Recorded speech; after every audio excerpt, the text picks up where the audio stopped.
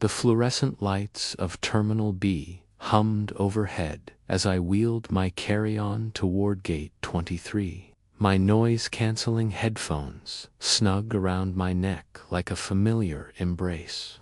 After 15 years as a tech consultant for airlines, I'd learned that good headphones weren't just an accessory, they were survival equipment. Today's 6-hour flight to Denver would be another test of that theory. I'd earned these headphones through countless red-eye flights and screaming toddlers, through conference calls at 30,000 feet, and the general chaos that comes with modern air travel. They were my Sony WH-100XM4S, top of the line, worth every penny of the $350 I'd spent on them 2 years ago. More importantly, they were my sanctuary in a world that seemed determined to invade every moment of peace. As I approached my gate, I noticed her immediately. Middle-aged, perfectly coiffed blonde hair that screamed, "I'd like to speak to your manager." Designer handbag, clutched like a weapon, and that particular expression of barely contained irritation that frequent flyers learn to spot from 100 yards away. She was standing at the counter, gesturing emphatically at the gate agent, her voice carrying across the waiting area, even though I couldn't make out the words. The gate agent. The young woman who couldn't have been more than 20-5 nodded, with the practiced patience of someone who dealt with 1,000 similar conversations that week. I felt a pang of sympathy for her as I found a seat 3 rows back, pulling out my laptop to finish some last-minute work before boarding. That's when I made the mistake of looking up. The woman, let's call her Karen, because if ever there was a living embodiment of that particular internet archetype, she was standing right there in Gate 23, had turned away from the counter, and was scanning the waiting area with the predatory gaze of someone looking for her next target. Our eyes met for just a moment, and I saw something flash across her face.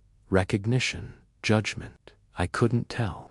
But something about the way she looked at my headphones made my stomach tighten with an inexplicable sense of foreboding. I shook it off and returned to my laptop, but I could feel her presence like a storm cloud gathering on the horizon. Attention passengers. We're now beginning priority boarding for Flight 1247 to Denver. I gathered my things and joined the line, my headphones still around my neck. I'd learned long ago that displaying them early often prevented seatmates from attempting conversation during taxi and takeoff, a small social signal that said, "I'm here to travel, not to chat about your grandson's baseball season." As I shuffled forward in the priority boarding lineup, perk I'd earned through years of loyalty to this particular airline, I felt someone bump into me from behind. Not the gentle jostle of crowded boarding, but a deliberate, aggressive shove that nearly sent my laptop bag sliding off my shoulder. "Excuse me," came a voice dripping with false politeness. I turned to find Karen standing directly behind me, her carry-on positioned like a battering ram. "I believe you're in the wrong line." I blinked, momentarily confused. "I'm sorry." "The priority line," she said, gesturing to the sign with the kind of exaggerated patience one might use with a particularly slow child. "It's for priority passengers. You know, people who actually pay for upgrades." I pulled out my phone and showed her my boarding pass. Seat 3A, priority boarding clearly marked. "I think there's been a misunderstanding." Her eyes narrowed as she studied my phone screen, then flicked up to my headphones and back to my face. I could practically see the gears turning as she processed this information that didn't fit her preconceived narrative. "Well," she said finally, her voice losing some of its false sweetness, "I suppose they'll let anyone into priority these days." The comment hit like a small slap, but I'd learned in my years of business travel that the best response to airport aggression was no response at all.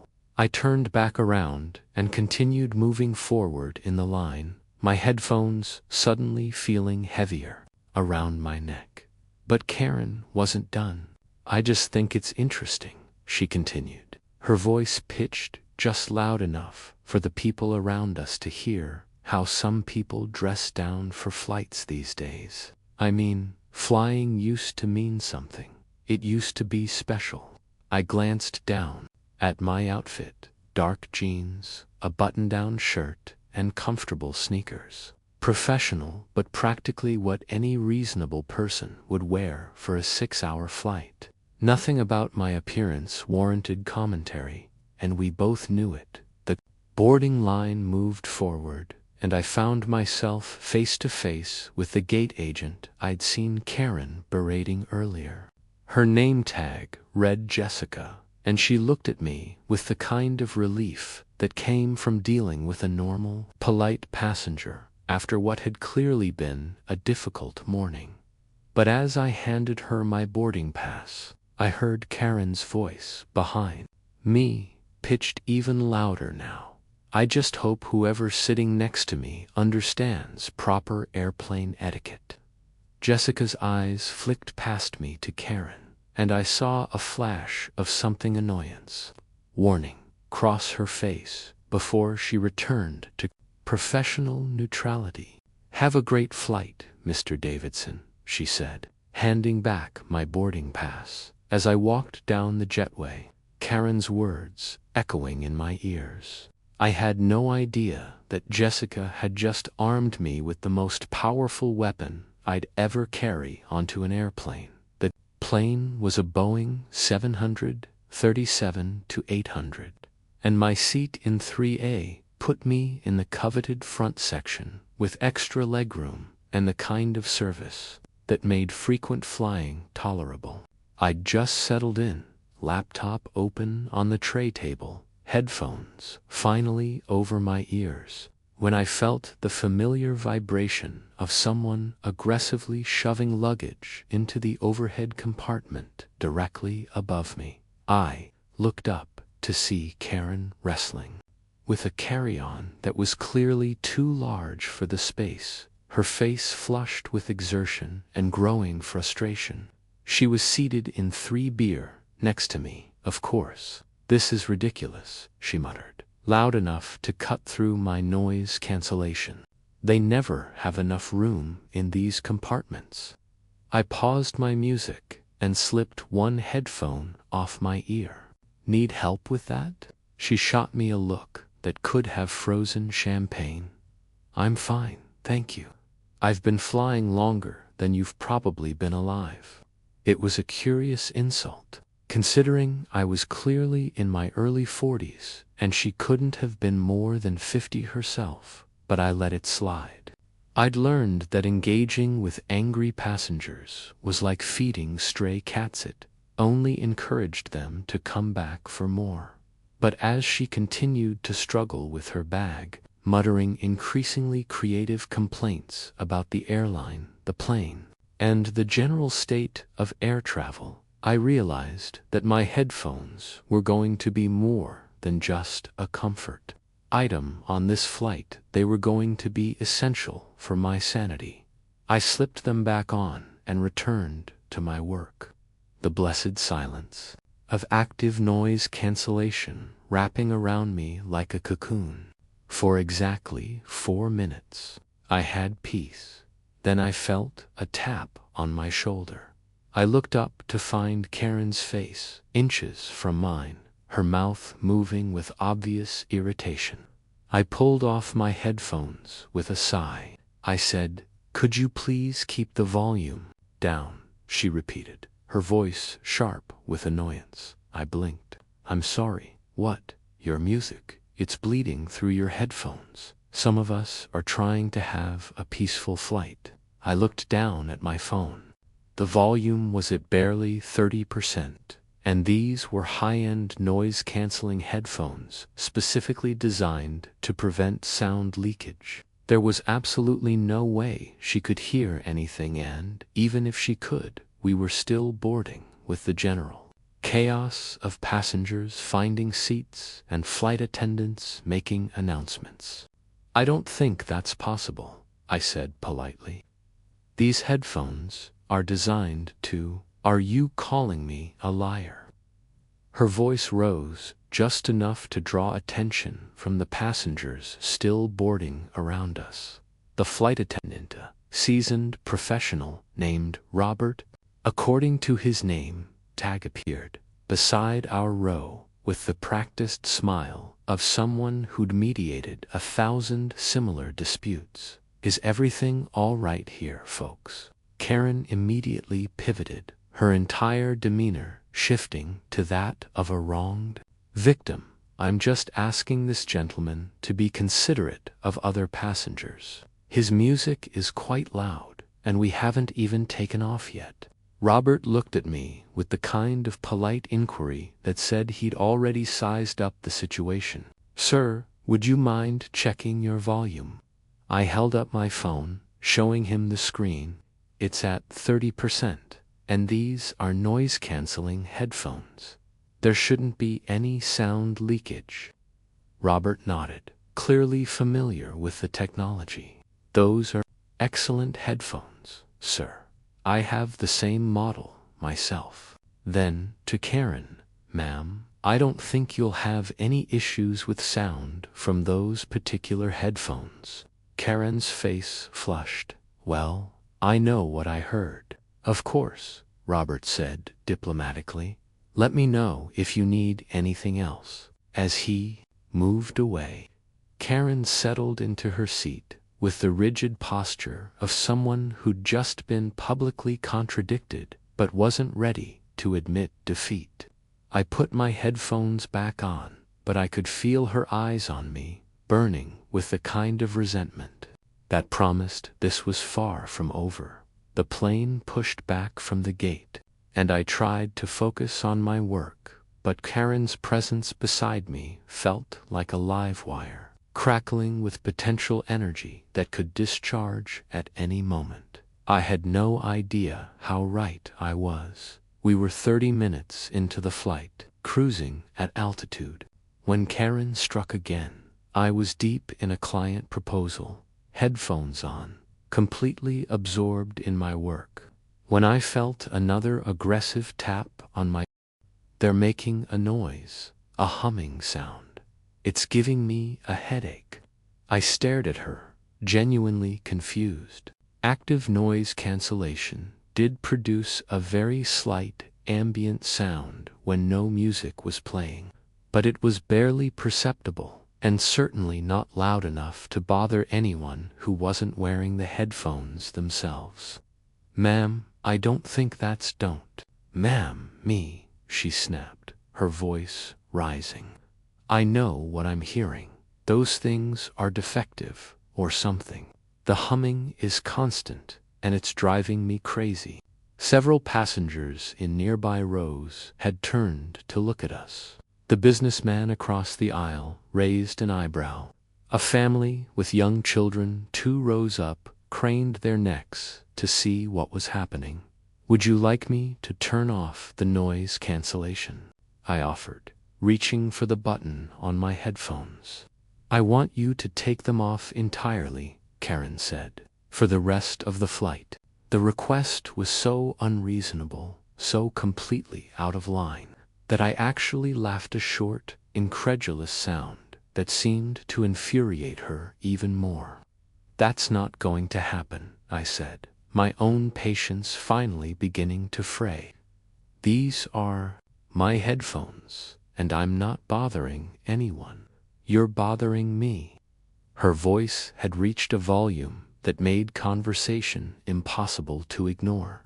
Robert appeared again, moving down the aisle with the quick, purposeful stride of someone who'd spotted trouble from the galley. "Folks, I'm going to need you to keep your voices down," he said calmly. "What seems to be the problem?" Karen launched into a detailed complaint about my headphones, their alleged humming, the inconsideration of modern travelers, and the general decline of airline service. As she spoke, her voice grew louder and more shrill, her gestures more dramatic. Other passengers were openly staring now.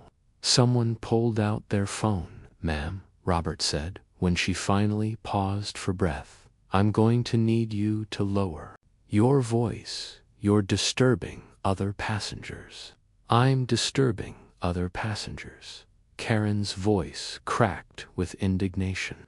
"What about him and his ridiculous headphones?" That's when I made a decision that would change everything. I pulled out my own phone and opened the video camera. "What are you doing?" Karen demanded.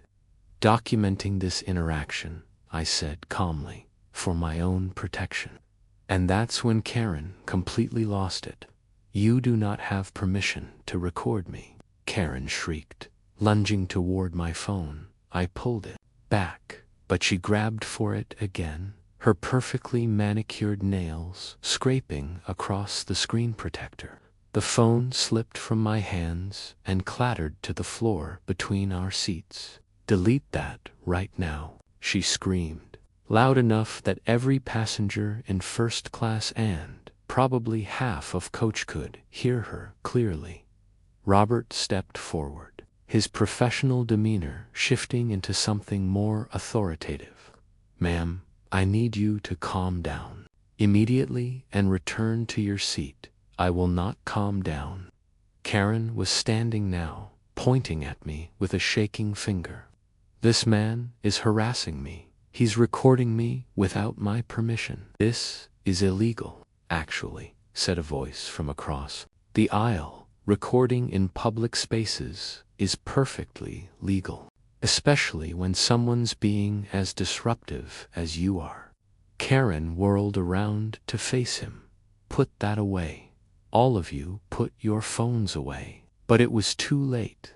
At least 6 phones were now pointed in her direction, passengers having instinctively started recording the moment her voice reached truly spectacular volumes.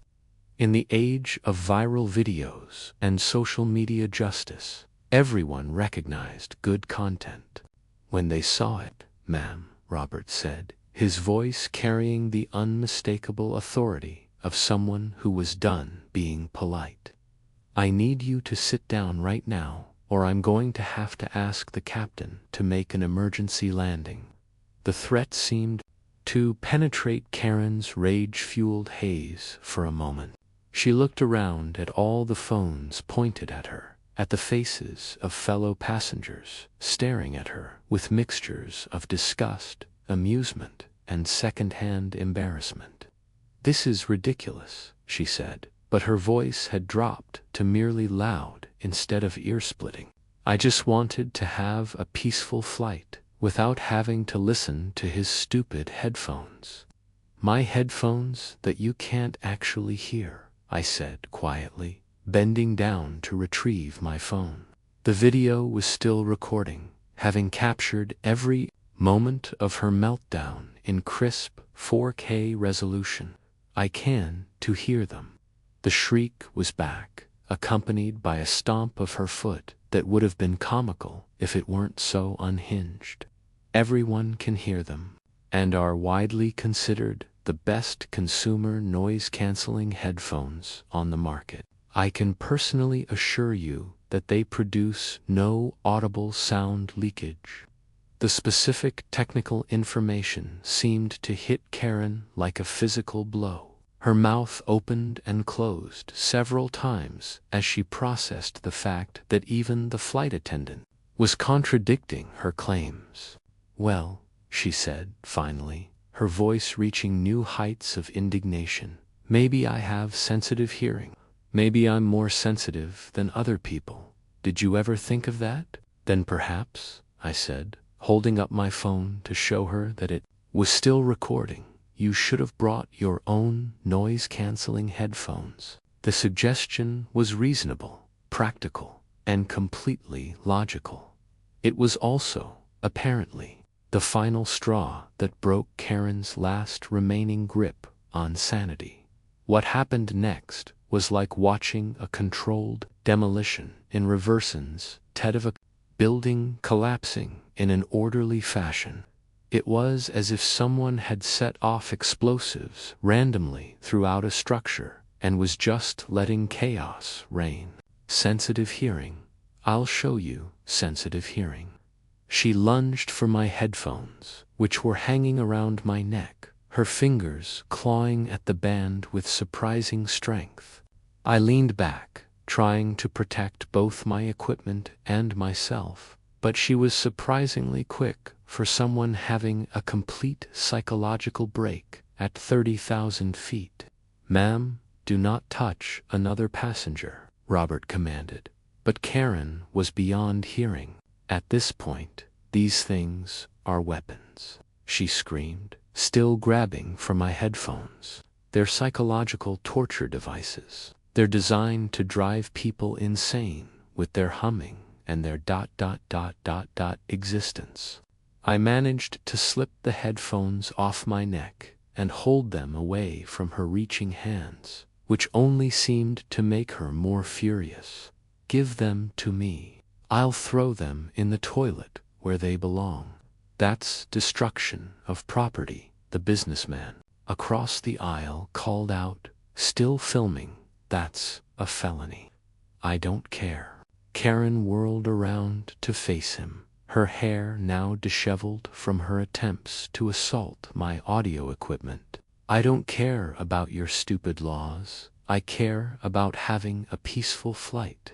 You're literally the only person on this plane preventing anyone from having a peaceful flight," said a woman's voice from behind us. Karen screamed at her. "You weren't sitting next to him. You didn't have to listen to those mechanical bees buzzing in your ear for 30 minutes. Mechanical bees. That was a new one." Robert was speaking urgently into his radio headset, clearly communicating with the cockpit. I caught fragments. ... Disruptive passenger. ... Possible restraint. ... Nearest airport. ... The word restraint seemed to penetrate Karen's consciousness like a dart filled with temporary clarity. "Restraint," she repeated, her voice dropping. "Are you threatening me? Are you threatening a paying customer because I complained about someone else's inconsiderate behavior? Those are federal crimes when committed on an aircraft." Karen's face went through a fascinating series of expressions: confusion, realization, denial, and then a kind of crafty calculation that was somehow more unsettling than her screaming had been. "I didn't assault anyone," she said, her voice suddenly taking on the tone of someone who'd remembered they might need a lawyer later. "I was trying to get his attention because his headphones were bothering me. And when he started illegally recording me, I was defending myself." The gaslighting was so blatant, so perfectly executed, that several passengers actually gasped. But Karen had made one critical mistake. Every moment of her meltdown had been captured on multiple phones, from multiple angles, in high definition and authoritative voice that every frequent flyer learns to recognize the captain's tone when something serious is happening. "Ladies and gentlemen, this is Captain Martinez speaking. We've encountered a situation in the cabin that requires our immediate attention. We'll be making an unscheduled landing in Kansas City in approximately 20 minutes. Please remain in your seats with your seatbelts fastened. Flight attendants, prepare for early descent." A murmur ran through the cabin. Karen's face went pale. "This is ridiculous," she said, but her voice had lost its commanding shriek and taken on a wavering quality. You can't land the plane just because I complained about someone's headphones. Robert looked at her with the expression of someone who'd reached the absolute limit of their professional patience. Ma'am, you physically assaulted a passenger, threatened to destroy his property, disrupted the flight for every person on this aircraft, and are now attempting to provide false information about the incident. Yes, we absolutely can and will divert this flight. But I have a connecting flight in Denver, Karen said, and for the first time, she sounded more worried than angry. I have important business meetings. I can't miss them. You should have considered that before you decided to have a meltdown over someone else's headphones, the woman from row 5 called out. Karen spun around to glare at her. This is all his fault. She pointed at me with a shaking finger. If he hadn't been so inconsiderate, none of this would have happened. I looked up from my phone, where I'd been reviewing the video I'd captured. The quality was excellent. Word, every gesture, every moment of her escalating insanity was preserved in crystal clear detail.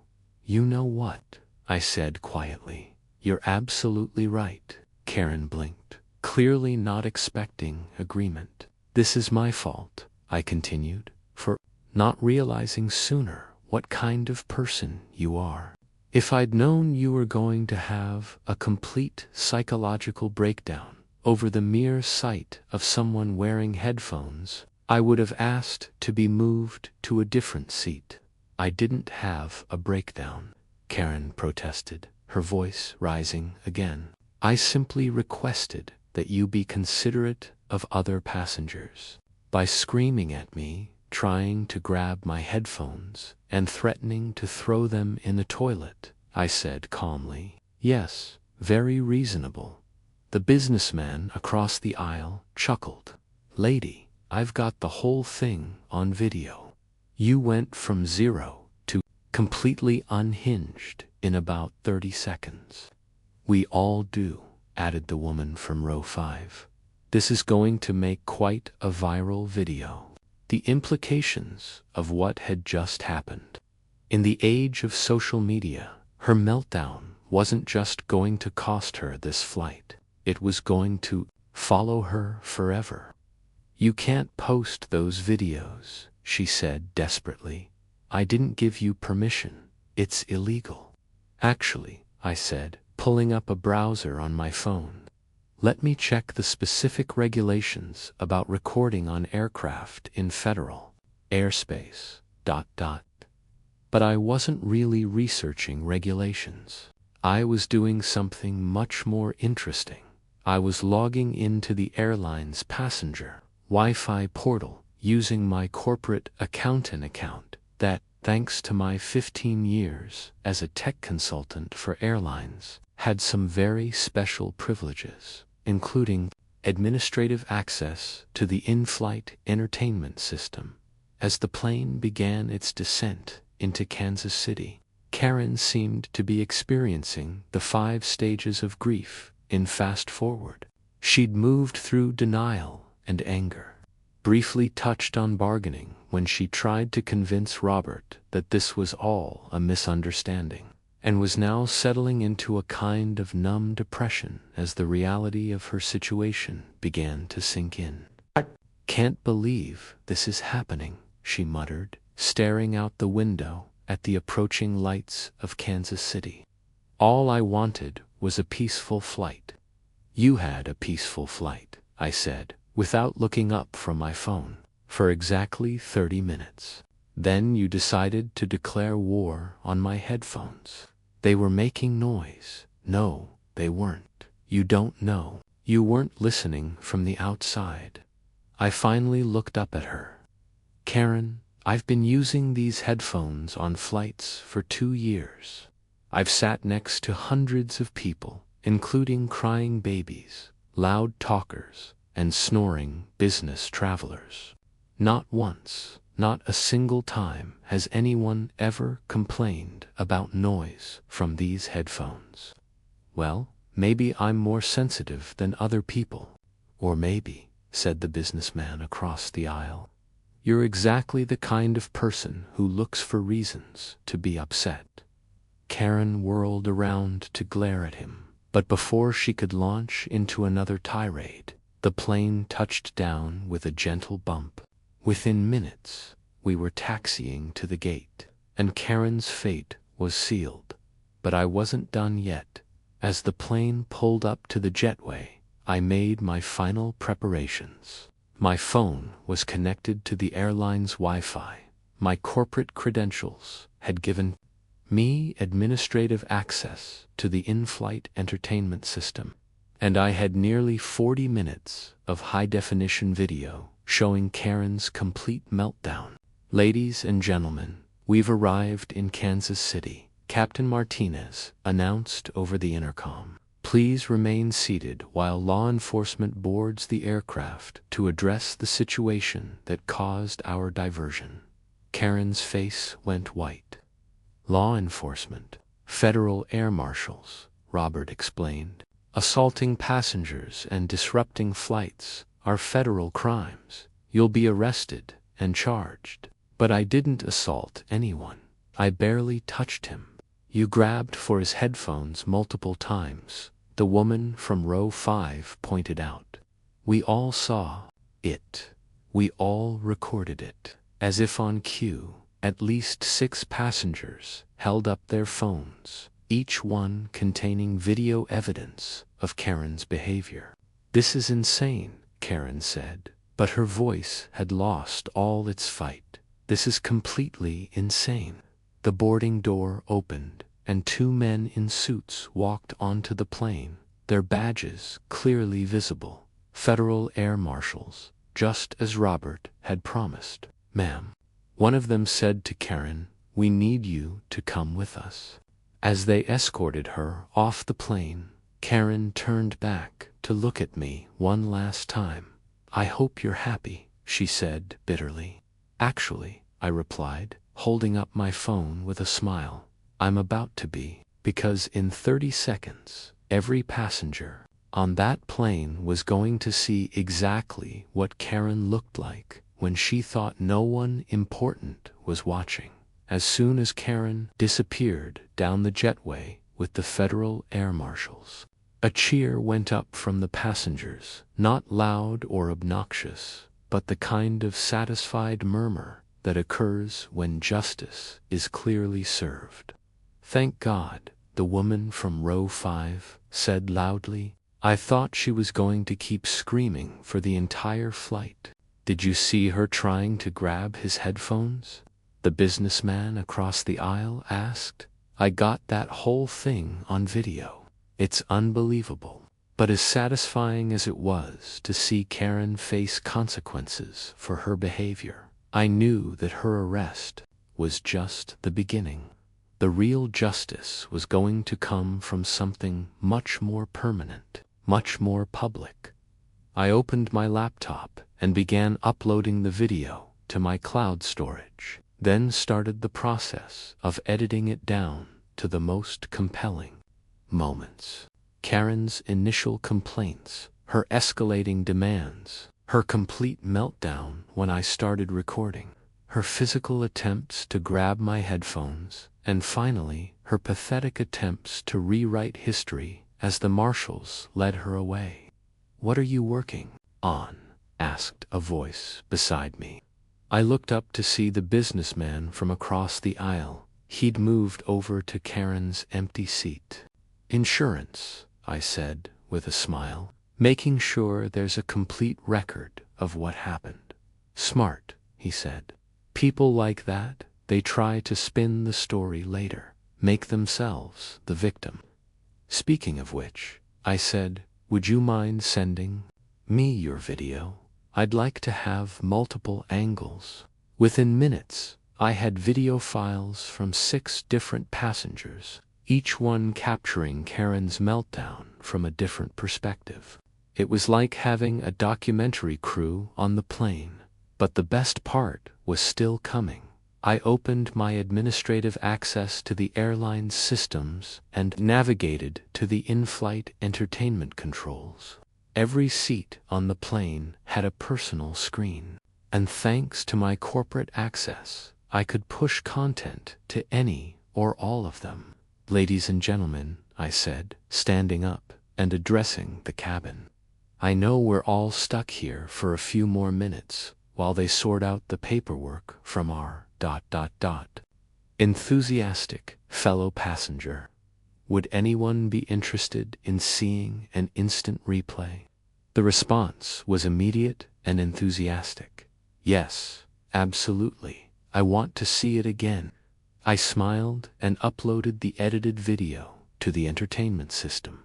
"Ladies and gentlemen, please direct your attention to your personal screens for a special presentation, Karen versus the headphones, a cautionary tale." What happened next was something I'd never seen before in 15 years of air travel. An entire airplane full of passengers watching the same video at the same time, reacting in real time to footage that had been captured just minutes earlier. The video started with Karen's first complaint about my headphones, and I heard chuckles throughout the cabin as passengers relived her increasingly absurd demands. When it reached the part where she claimed my headphones were making noise, someone actually applauded. "Oh my God," I heard someone say, "she's completely insane." But the real reaction came when the video reached Karen's full meltdown, screaming about mechanical bees, her attempts to grab my headphones, and her threats to throw them in the toilet. "Give them to me. I'll throw them in the toilet where they belong."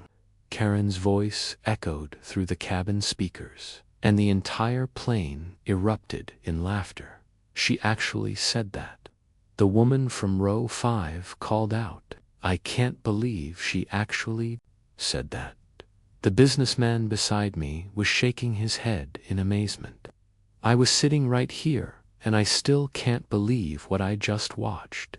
But the best part came at the end, when the video showed Karen being escorted off the plane by federal air marshals, still insisting that she'd done nothing wrong. As the video ended, the cabin broke into spontaneous applause, not for me, but for the simple satisfaction of seeing someone face appropriate consequences for their behavior. "That," said a voice from the back of the plane, "is the most entertaining in-flight movie I've ever seen."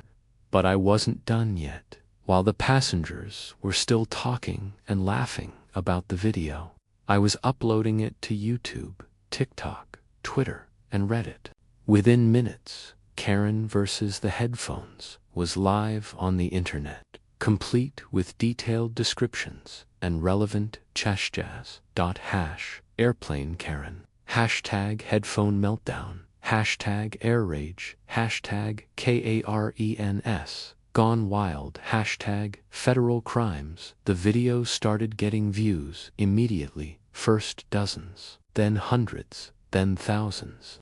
By the time we took off for Denver an hour later, it had been viewed over 50,000 times. Karen's meltdown wasn't just airplane entertainment anymore. It was becoming a viral sensation. By the time we landed in Denver, Karen versus the headphones had exploded across social media. The video had been viewed over 200,000 times on YouTube, shared thousands of times on Twitter, and turned into dozens of memes on Reddit. But the internet being the internet, people had started digging deeper.